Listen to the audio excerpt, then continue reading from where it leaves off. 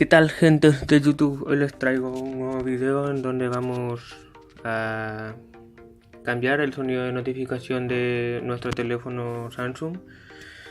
Pues básicamente últimamente ya no se puede seleccionar desde la configuración del teléfono, ¿verdad?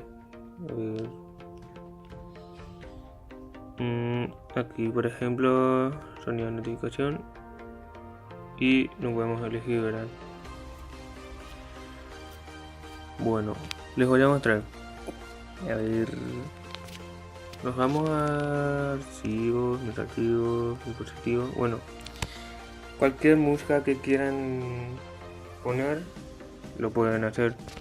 Bueno, en este caso yo quiero utilizar este. Bueno,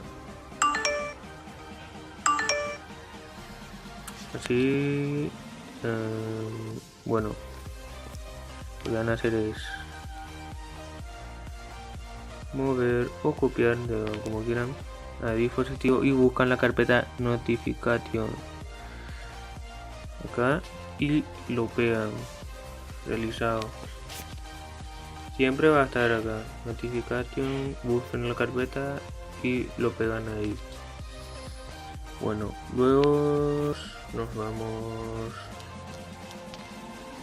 a los ajustes, vamos a sonido, vibración, sonido de notificación, predeterminado, y aquí ya tenemos iPhone notification.